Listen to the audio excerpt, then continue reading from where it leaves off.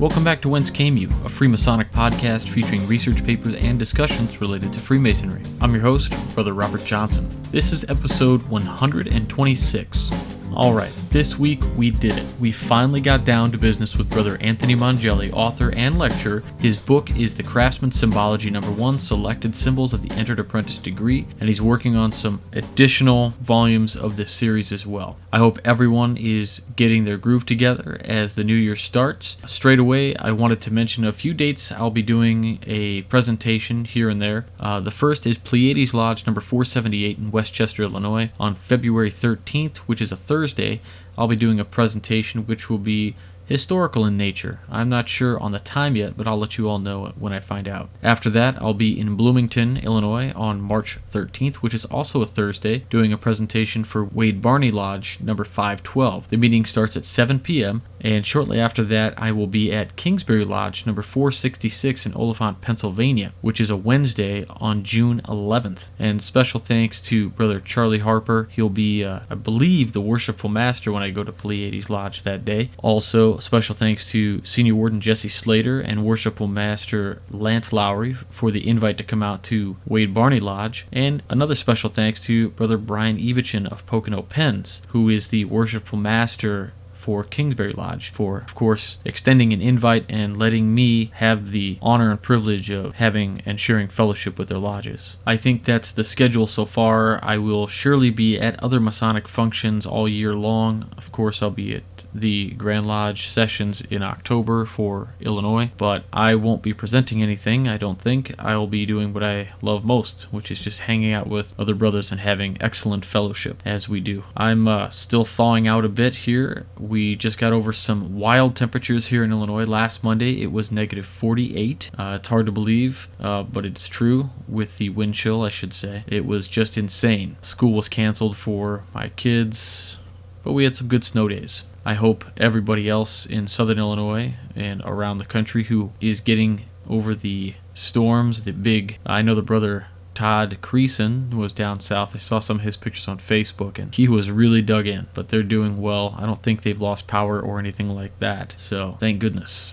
Before we go into the interview, I wanted to mention a new tab on our website, www.wcypodcast.com, which is a Support the Show tab. All the ways of supporting the show are here under this tab, whether it's the show apps giving you streaming access and bonus features like Masonic wallpapers and the papers that we read on the show, or maybe you're using Onnit to make yourself better through clean, healthy supplements and foods.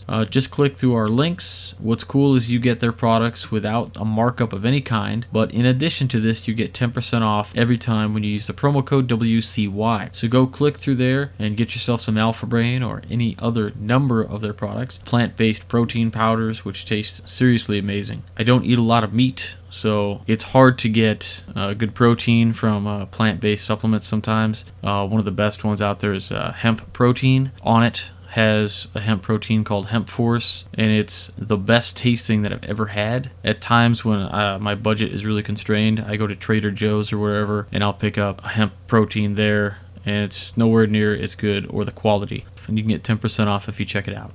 We also are affiliated with our friend and brother Juan Sepulveda and FreemasonryArt.com. If you want amazing, I'm serious when I say amazing original artwork made by your brother right here in the United States, this is your guy. He also has some amazing Masonic products like real lambskin aprons, which are seriously incredible. The craftsmanship that he's employed and the way he makes these things, the way they get designed, are just great. I bought one for Rob Lewis at his raising, and it made a great gift. You can also shop there, and again, if you use the promo code, same one, WCY, this also gives you 10% off. So how does that support the show? Well, it gives us a little kickback as well, so you're really helping out. Of course, if none of this interests you, we do have a direct donation through PayPal as well, and again, all money brought in goes right back into the show. So thanks in advance for anything you guys do.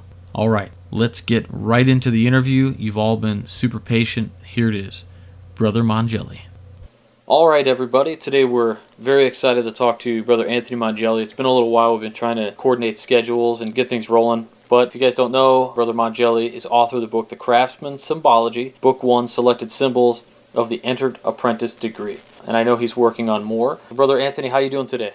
Oh, I'm doing well, my brother. It's great to finally be able to speak with you. You know, we were supposed to do this a little while previous, but I had some health issues at the flu, and that progressed into, of all things, pneumonia, and I was kind of crazy and feeling a lot better. And we had some scheduling craziness, but we managed to sync everything up. So I'm just thrilled to be able to speak with you today. I'm doing well. That's good. I know I mentioned before that you were under the weather, and I know I was reading some of your Facebook updates, some of the stuff you were going through. Again, just glad you're doing well. Thank you, I want brother. to thank you for coming on the show and taking some time out of your busy schedule to sit down and talk with us.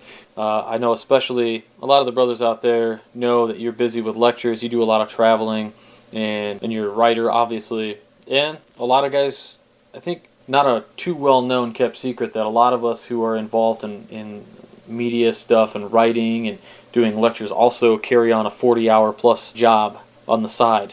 So, It's true. It's true. Definitely thanks for hanging out with us. Oh, my pleasure. So the first, for our listeners who don't know you, as I said, Yes. You're an author, and you also do lectures around the country in relation to symbology, and among other things. You're actually a very highly regarded brother in your knowledge of symbols of the craft. And perhaps you can tell us kind of what got you interested in Freemasonry, and then how that led into your field of expertise. Sure. Firstly, I've been a Mason for, I guess, about 12 years. I was raised in 2001. And interestingly enough, I came to the craft, and I've heard this answer frequently, and kind of surprised me. I actually was home one night watching, of all things, the History Channel, and they had something on the History Channel concerning the Knights Templar, which in the latter part of that particular program, it discussed what might have happened to the Templars post their suppression, and then of course it advanced the idea that Freemasonry is sort of inheritor, if you will, of much of Templary, be it their mystique or their symbolism or their way of instruction, etc. And I found that absolutely fascinating. And I think after that program concluded, it was followed by one dealing directly with Freemasonry. And I guess I sort of had, always had a little bit of an interest in it. I think that I myself have always been attracted to the esoteric. I took it upon myself to locate a local lodge, and I sent an email through their webpage, was contacted by the master. We arranged time to meet, and he came to my house, and he and I spoke for a bit. Then the rest is sort of history, as they say. I submitted the petition, was initiated, passed, and raised. And again, that was raised in 2001. And I was very active in the lodge for a period perhaps of about 3 years, let's say. And when I say I was active, I mean that I was involved in everything the lodge did, every fundraiser, every degree. Sure. Involved in the line right away. And I was very active in that sense. But perhaps after the first year and a half or so, I myself began to grow a bit disenchanted, because I found that much of what I had hoped to find in the craft, that desire that spurred me forward, to make that knock at the door, if you will, remained unfulfilled, that being for some deeper, meaningful knowledge. And I found that, there really wasn't anyone in my lodge that I could have those sorts of discussions with. And I submit, and I found that also in my travels, at least in my travels, I had not really come across anyone who shared those interests and that I could have those sorts of discussions with. And I guess ultimately it led to some disenchantment. And then shortly thereafter, I stopped being active, and I basically stopped coming around. But what I did in that time period, those 4 or 5 years, I guess, when I was not, formally involved, if you will, was basically devour everything that I could get, my hands on, and quickly learn that there's just an overflowing pool, if you will, of knowledge out there, if you will dig for it and take it upon yourself, to make that your business, digest it, ruminate it, tease it apart. It's out there. So, I kind of took that mantle upon myself to get out there and to learn and to develop and to grow, and came back into, again, let's say formally, if you will, into the craft. I guess it's about 2.5 or 3 years ago now, and found really that, nothing really had changed, at least in my lodge and sort of within those circles in which I moved. And I took it upon myself then to begin to write and to begin to lecture, because I thought that knowledge that I had come across, what I had come across in those years of reading and study, I would like to disseminate that as digestibly as I could to those brothers who perhaps entertained similar interests but found themselves in a circumstance that I ultimately found myself in, which was one of a little disenchantment. My general experience has been that those brothers, younger brothers particularly, who are now entering the craft, are doing so out of a want of that knowledge that I myself wanted to seek out. And you hit the nail on the head with that. I was going to say, basically, almost everybody that I know who's come into a lodge who had stopped coming when I recontacted them to ask them, why haven't you been coming to lodge and all this? The main answers that I get are, I thought we were going to get more. There's a question that was raised, I think, and there's a book Chris Hodap was selling a while back, and it's Knights of the North. Yes. The book centers on, they said, how many brothers would come back to lodge if they knew the biggest secret was the meeting minutes? This particular brother that I had talked to was nothing seemed to make sense to him as far as why we didn't go and do a lot of the esoteric discussing the symbols and things. I find it absolutely relevant and completely awesome that you've had the same experience that almost all these guys have had. And what's nice is you're making that difference. You're turning it around and you're bringing it back. And hopefully the guys who read your books and they come into lodge and hear you talk about these things, they get this energized feeling about masonry, and maybe it'll ultimately bring more people into the craft and keep them around longer.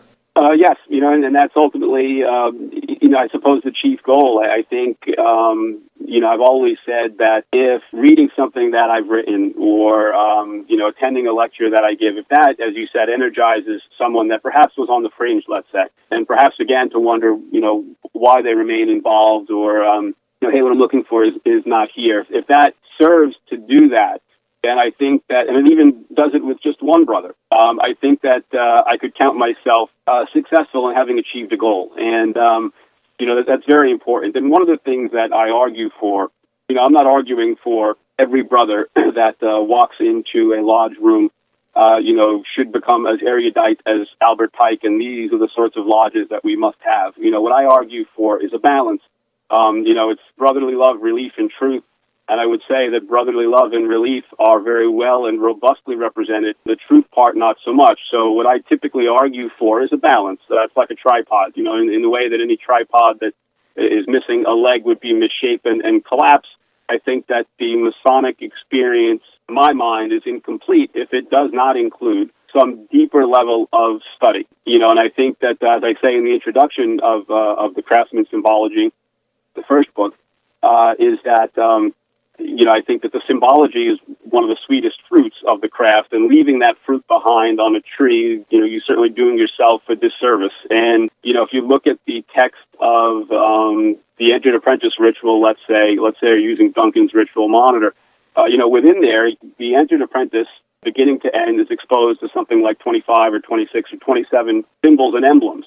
So anyone that would argue that symbology is not worthy of a good hard look in the context of the craft, I think is grossly mistaken. For as many inculcations and excitements as exist in the ritual to charity, an equal number of symbols are introduced or emblems are introduced. So, to pay that no mind is to really turn a blind eye to a very important and basal part of our ritual.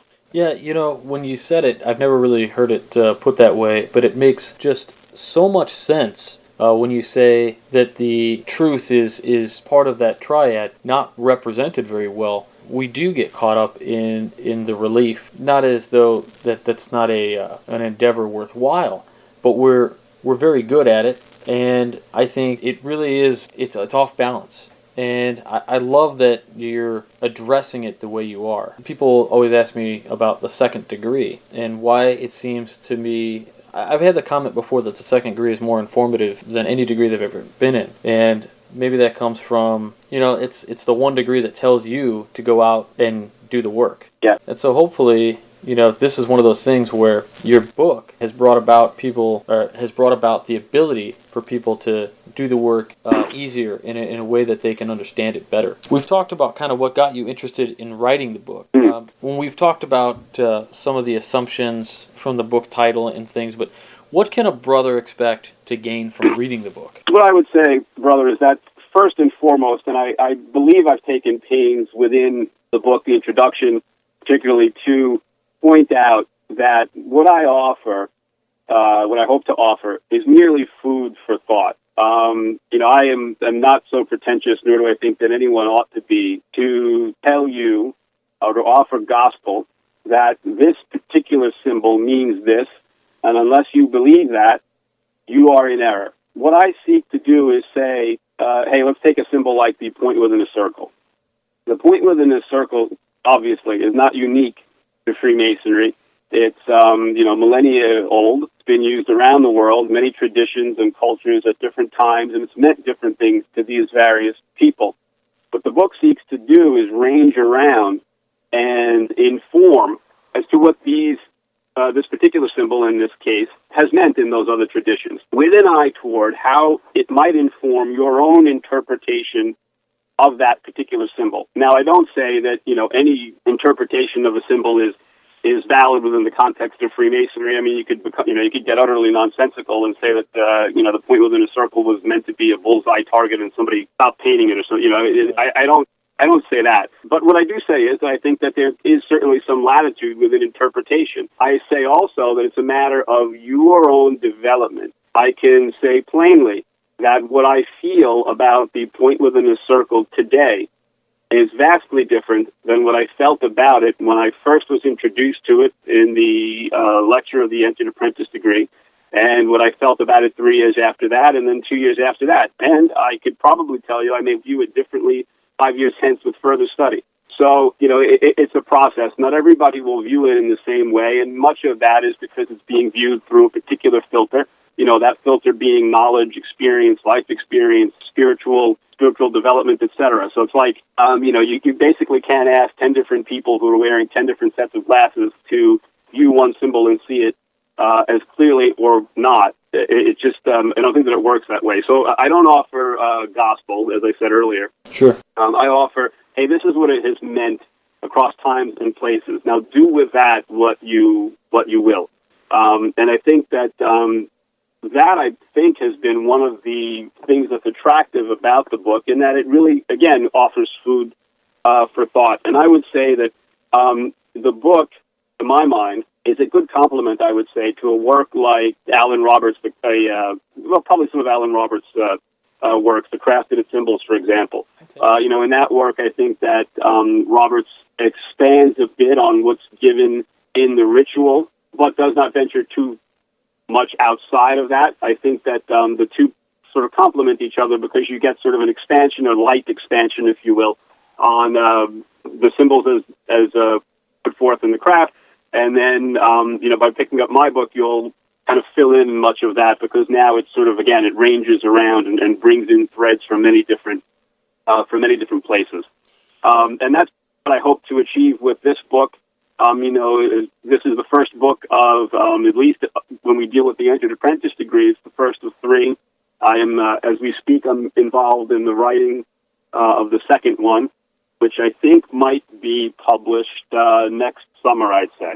Okay. Or actually, summer of this year, potentially. That's what I meant to say, summer of this year. I had a friend of mine, Brother Rob Walk, who followed the show for a while before he decided to petition a lodge and kind of follow through with it. And he got his entered apprentice degree, he loved it, and then he was looking for some further explanation. And so I recommended your book to him, and he bought the book, read a paragraph, and I had emailed you about this, and I said, does it spoil anything for him as an entered apprentice? And your response was, no, I don't think it'll spoil anything. And so he followed through with the book, and he read it, and he was very much appreciative that somebody had taken the time to kind of lay things out the way you did, and he did enjoy the book. So I think it's safe to say, like, if you're an entered apprentice and maybe you've stopped there, you haven't had time to go back or whatever else, this book I think also has the potential to kind of rekindle your fire to finish out your degrees as well. Hey, I'm personally quite excited about symbolism, and I think that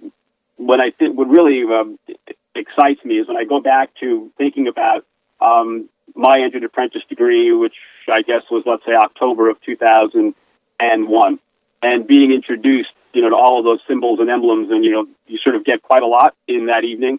And at the time, wholly ignorant of the depth behind, let's, for example, say the point within a circle. When I think back now to, just what I did not know then, it's quite amazing. It truly is really at, tip of the iceberg, and, 90% of the mass of the iceberg is beneath the water. Well, that's what you have here. The book is great. I've had a little bit of a chance to kind of peruse a lot of the reviews for it, and people really love it. I actually haven't read it yet, and I have a plan on picking it up as soon as possible. But like I said, I've been reading reviews, and everybody I've talked to, especially some people over at the Living Stones. I've talked to people from the Working Tools who really like the book also. But one thing I did want to touch on, because it really does, like we were talking about earlier, the shortage of knowledge that the younger, or I wouldn't say younger generation, because there are, all walks of ages coming in, but I guess the shortage of knowledge that is available to new members is a better way to put it. I guess there are things that have changed in Blue Lodges regarding interpretations of symbols and things. And for instance, I read an article not too long ago that was talking about the Kabbalah and referring to the three lights. And they say that they not only representing what they are said to represent, but they also supposed to represent the top three Sephirot, or in the Kabbalah. And a lot of these different kinds of things have been kind of washed away or swept out, and they're not really discovered by anybody unless they really go looking for these things. Why do you think that this has happened? Well, I think in the larger issue that we have there is, if you look at the ritual, I guess the question is, the ritual does offer explanation, right? The ritual doesn't just present and then kind of run away. So we do learn, for example, that you don't just get the point within a circle and then absolutely nothing is said about it. Right? The point is the individual brother, and the circle, the boundary line of his conduct beyond which he'll never suffer his passions and prejudices to betray him. Fine. Right. So an explanation is offered. The question, though, is who stops with that explanation and who digs beyond that explanation? Now, if you think about one of the things that Pike wrote in Morals and Dogma, I believe it is in the chapter on the entered apprentice degree. And I'm paraphrasing here, but he says something to the effect that the blue degrees, and I would kind of rephrase it and say the ritual of the blue degrees is but the outer portico of the temple. And he also says something like it is not intended that the initiate will understand or will know the true meanings, but it is intended that he will imagine he understands these particular symbols. And when somebody receives those explanations of different symbols within the degree, they seem perfectly reasonable. I mean, for the most part, they're moralisms that are applied over these various symbols, whether we're talking about the point within a circle, the square, the compass, the working tools, or what have you. And, some will accept that and we'll stop there. I think that what I found is one of the things that makes what I myself have learned of such great value is that it was something that I had to dig after. There's nothing quite like making connections, being able to work things out. There's nothing quite like those aha moments that you have when suddenly there's a resolution to something, when that picture sort of comes into focus, and, you have 3 different threads or 10 different threads, and all of a sudden there's that moment when these things suddenly coalesce, and now things make more sense. That's just a wonderful feeling, and that is a moment when you move from plateau to being back on the rise, if you will. And I think that those aha moments and those times of discovery are absolutely invaluable to one's own personal development. So, and that's something that I don't think that I could ever give in a book. I don't think any author can give it in a book. I don't think that any lecturer can give that within a lecture. I think that the most that we can hope to do is to kind of pull back the curtain a bit, and that causes excitement. But then the wanderer has to wander off on his own, if you will. So, I think that again, there's an entire life behind these symbols. I think that what you get in the ritual is just really the crust, and it's, do I stop at the crust or do I move beyond? And of course there's a whole other, argument. You could take this conversation in an entirely different direction, and then you sort of get into the whole pearls before swine thing, and who should have this knowledge and who should not, who's spiritually ready for it and who is not. That's a whole other discussion. But I think that it's tantalizing enough the rituals are tantalizing enough where, with some level of perception, you can pick out little oddities here and there that sort of beckon you to travel further. And I think that when that happens, I think that the ritual then has completely fulfilled its purpose, and you're doing just what the framers of the ritual have intended you to do. Yeah, there seems to be. I have a friend of mine. We talk quite often, and he has said before that the Blue Lodge feels like the waiting room. Mm-hmm. You go there. It prepares you for the further light of either York Rite, Scottish Rite, Commandery, whatever you want to do. And that it's important that people know that there's more to go. And this has opened your mind. It's done its job to prepare your mind. It's laid the groundwork for the rest of what you'll need. Yes, and I think that's a very good point. And, what I would say is I am a member of the Scottish Rite. I'm a member of York Rite bodies. What I would say, though, is that in the case of the Blue Lodge, taking the Blue Lodge 3 degrees and appending to that the Royal Arch, I would say that right then and there, you have a complete system, if you will. I mean, the work within the Blue Lodge is to make a serious and concerted study of what you will get just across the 3 blue degrees, let alone adding in, for example, the Holy Royal Arch. Sure. That could occupy years upon years upon years of study, a concerted, rigorous study of them, and we're not just talking about book study, but if you kind of internalize it, and we're talking about contemplation and reflection, and, there's enough meat on that bone to sustain one for quite some time. So, the important point is that the blue system, if you will, is not deficient in any way, and, one must just realize, in my opinion, that the concordance seek to present similar concept or the same concept in a different manner.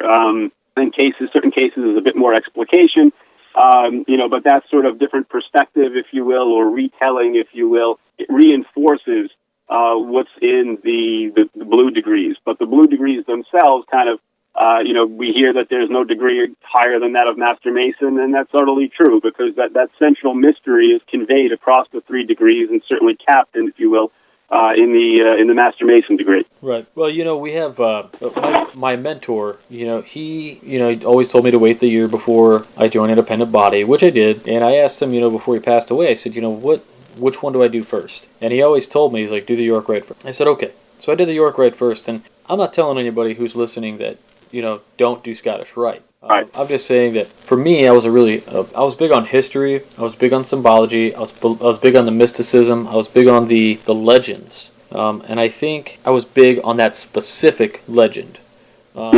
That's that one story. We know that in the Scottish Rite there are many different stories presented in many different degrees, but the York Rite degrees kind of fulfill at least that one story in some sort. It's almost a nice, neat package. Yes, that's true, and I would say that my path was after the blue degrees, I went into the York Rite next, and I'm having done that, and I guess I'm comfortable recommending that too. I think that again the only caution that I would have is one of not spreading yourself too thin, right? I mean if the degrees themselves, taking the York degrees or the Scottish Rite degrees, going through the degrees themselves generally are of value. But something that I always try to instill in newer brothers is, you don't have to run off and get involved in everything. It can become taxing. I mean, if you're, commandery and the chapter, the crypt, Scottish Rite, there are other things obviously that you can do as well. It just become very taxing on one's schedule, and you kind of have to avoid that or be careful of that, is what I like to say, because burnout always is a potential, but it's just it can be a lot to attend the Valley and to attend chapter and the commandery, so one needs to sort of pace themselves, if you will, and really be quite cognizant of what their commitments are and their schedule is like. And again, the degrees have great value in and of themselves. It's just when you start getting involved in being very active in the Valley and in the chapter, for example, et cetera, sometimes it can be a bit overwhelming if you're a member of all of these bodies. So that's usually a caution that I try to give. Yeah, I was going to say, I always ask brothers who come on the show the question, pulling from your experience, what's the one piece of advice that you would offer a new brother coming into the craft or the new Master Mason? And I completely agree with you to get involved like right away. I mean, it was no joke. The second I was raised as Master Mason, people push, you've got 3 petitions in your hand right the same night. Sometimes, hey, come join the Scottish Rite. Come join the York Yeah. Rite. And before you know it, you're $300 a year in debt for dues, depending on your shrine dues. Sometimes those are pretty expensive. Fezzes can be expensive. Every single appendant body's got a different color coat. I mean, it gets nutty. Yes, no, it can, right? Yeah, so you certainly have those, that the financial, ramifications of it, as you said. And I think, I had a similar experience. I was in the preparation room, had just been prepared for the degree, and hadn't even entered the lodge room yet. And someone who was, in there, a brother that was in there, the preparation room had mentioned, well, when you're done with your third degree, we can talk about, this thing called the shrine. And then actually the night of my raising during the collation, which at that time was after the degree, I had a shrine petition put in my hand, and I think a couple of weeks later I was approached about the Scottish Rite, and so it gets to be really careful in cases like that. Hey, I need to wait and see what this is all about, and then develop myself a bit more. And hey, I just got here, sort of thing, isn't being able to say that's invaluable. It can be difficult because not everybody likes to say no, but you have to pace yourself and appreciate what's there. And I'd even caution brothers that are newly raised to not necessarily jump right into line. Some lodges where there are, membership problems or attendance problems, or have weak lines, and, I've seen it that you're raised and then, you're offered a seat in line. And I think that it's nice to be able to just kind of sit on the sidelines and take it all in, and have some duty ascribed to you that quickly. It's nice to just sort of be an observer. I mean, you've kind of entered upon a new territory. And it's nice to sort of be able to just sit back and kind of take things in for a while. So my other caution would be, don't necessarily rush off as conscientious as one might be, and as much as one might wish to help out the lodge, let's say. I would recommend wait a while. Again, absorb a bit of what goes on in the lodge room. Hopefully it's meaningful, but absorb a bit of what goes on in the lodge room before you kind of take that plunge. Oh, definitely. I've talked to several brothers about the same situation where they were raised, next stated meeting, where they got talked to, and they are going to be junior warden. Yeah. And to me, that's great. That's so awesome that, they want that, but you really do learn so much sitting on the sidelines. I mean, for the first 6 months, nobody told me why we say so moted be. Nobody told me exactly why it is, that I was seated next to the junior warden after my first degree. All these little things, and it took a while to really get the handle on, all right, 3 knocks, everybody stands up. All these little subtle nuances and the rules of lodge etiquette, voting, all these things. Nobody took me under the wing. It was, they did in the sense that they told me what to do when it was time to do it. But it was really that time that you spend to sit down and be an observer before becoming so involved. Yes, but I think it's valuable. Again, I wanted to ask, so we have your new book coming out hopefully this summer. Yes. Anybody who's listening, you can find Brother Mongelli on his website at anthonymongelli.com. Links to his books, or actually book now, it'll be books very soon, on that website as well. And I'll have the links to all of that stuff is going to be in the show notes. The book can be found on our bookstore as well. We're going to put it up in the Masonic Library, so when they click that, it'll take you right to where you can buy the book, whether it's on Amazon or straight from the website. You can also follow Brother Mongelli on Facebook. You can find him there. And he also has a Facebook page for the book, The Craftsmans Symbology. He's also a regular in the Living Stones magazine. And you are now doing some editing as well for the working tools, correct? Yes, brother, that is correct. That happened recently. So I'm happy to be working with Brother Corey Sigler. He's the owner and the editor there. And I am doing that. And that's been fun so far, yep. Yeah, it's great. I just find... I love the 2 Masonic magazines. Living Stones is really great. Rob Hurt has some amazing things going on. Corey Sigler, we got kind of involved with him with the Midnight Freemasons. So I kind of joked with Brother Mongelli on Facebook, earlier when he announced that he was doing some editing for the working tools, that not to be too rough on my spelling mistakes. So it's been just great to have you on the show, man. I really appreciate you taking the time to do it. I know, like I said, we had some scheduling issues, but I'm glad we finally hammered it out. Oh, my pleasure. I'm glad as well, and it was my pleasure, brother. All right, brother. So thanks again for hanging out with us today. My pleasure, my brother. You be well, and I hope to speak to you again soon. All right, how awesome was he? Brother Anthony, thanks again for taking some time out of your busy schedule to hang out with us and talk for a bit. Again, his book is The Craftsmans Symbology, and it's available all over the place. Of course, links to it are going to be on the site in the bookstore tab on www.wcypodcast.com, or you can go right to the source, anthonymongelli.com. Also available on anthonymongelli.com are some of his selected articles and his lecture schedule. He will, of course, be present at the first annual Masonic Symposium on Saturday, April 26th. I'll be there as well. I'm not a speaker of any kind. I will be there specifically to view their speakers and lecturers.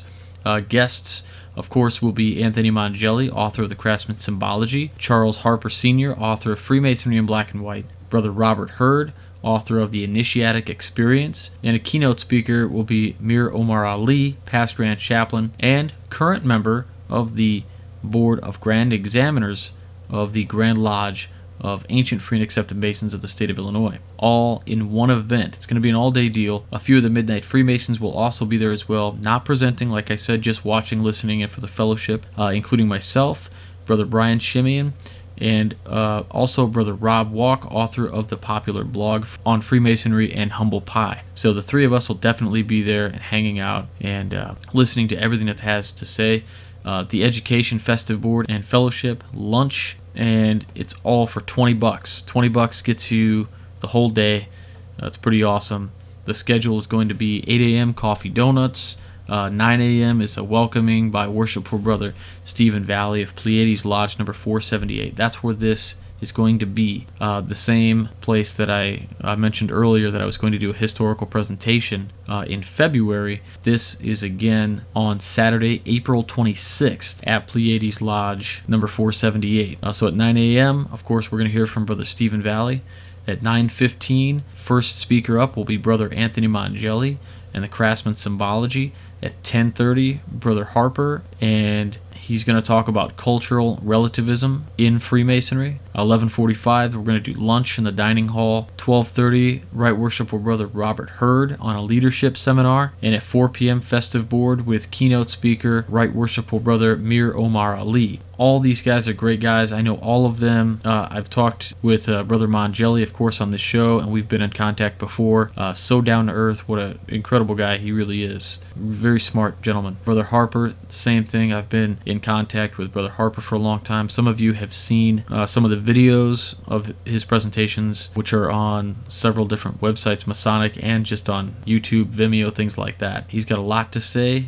Very smart gentleman. Right Worshipful Brother Robert Hurd on the leadership seminar. If you don't know, Robert Hurd is also the man behind the Living Stones magazine, so he will of course be there as well. I know him through Facebook acquaintance, but also we've shared some emails back and forth as well. Again, another outstanding brother. And then we have Mir Omar Ali, member of the Scottish Rite Valley of Chicago, my same valley. He was actually one of the gentlemen who was, I guess, a liaison type of role at the Valley of Chicago for my class when I came through on a fall reunion. He's a very well-spoken gentleman, very smart. These guys are really good guys. So for $20, you really can't go wrong. They're only selling 100 tickets. 100 tickets is all they're selling. So you can. So there is a little bit of exclusivity there. It's going to be a good time, and I think you'll all enjoy it if you go. Tickets are available at the web address Pleiades Masonic Symposium.eventbrite.com. It's a little tricky. It's PLEIADES Masonic Symposium.eventbrite.com. Alright, let's jump right into the famous Freemason of the week, Otto Kruger. Otto Kruger, born September 6th, 1885. He passed away on September 6, 1974, was an American actor who began his career in 1915. His career was most prolific during the 1930s and 1940s. He was of German descent. The grandnephew of South African pioneer and President Paul Kruger, Otto Kruger was musically trained but switched careers and became an actor. Making his Broadway debut at the age of 15, Kruger quickly became a matinee idol. Though he started to get noticed in the early 1920s, it was the 1930s when his career was at its height, including an appearance in the film Chained in 1934 with Joan Crawford and Clark Gable. Though he played the hero on occasion, For most of his career, he played the main villain, or the charming or corrupt businessman. One of his best-known roles was in the Douglas Sirk film Magnificent Obsession, 1954. Kruger played the supporting role of Judge Percy Metric, who unsuccessfully urges Will Kane to leave town in High Noon, 1952. His television roles included those of Dr. Mumford in the 1959 episode Experiments in Terror, of the NBC science fiction adventure series The Man and the Challenge as Ben Tully in Gun City of the ABC Western series The Rebel, and as Franklin Melson Genton in the 1961 episode A Fool for a Client of James Whitmore's ABC legal drama The Law and Mr. Jones. Kruger also made 4 guest appearances on CBS's Perry Mason. In his first 2 appearances, The Case of the Grumbling Grandfather in 1961 and The Case of the Counterfeit Crank in 1962, he was cast as Mason's client, and in both episodes was the title character. In his final appearance in 1964, he played Judge Norris in The Case of the Missing Button. Kruger passed away on his 89th birthday. He has a star on the Hollywood Walk of Fame. He was a member of St. Cecil Lodge number 568 in New York. That's it for this week. Please make sure to find us on Facebook and follow on Twitter. Don't forget to follow the Midnight Freemasons as well at Midnight Masons, and check out the blog posts 3 times a week for original content Mondays, Wednesdays, and Fridays. If you like what you see there, then don't forget to check out the Working Tools magazine, where the Midnight Freemasons have additional, original, and unpublished articles which are nowhere else and exclusive to the Working Tools magazine. You can find out more information on a subscription if you go to twtmag.com.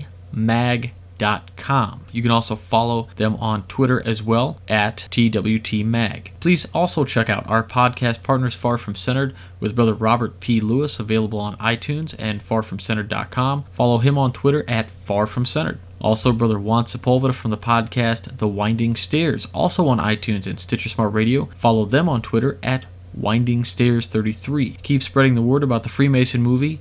There are some great Kickstarter campaigns going for premieres in other areas. Remember to fund those if you want to see it in a theater near you. Follow them at Joseph James News or at the Freemason Movie. Stop by PB&JH2O.com for the best water filtration around, and all by a brother. Jeff Koch is a brother and he services entire counties. So follow them on Twitter as well at PB&JH2O. And I can't forget about Fraternal Ties, the best neckwear on the planet Earth.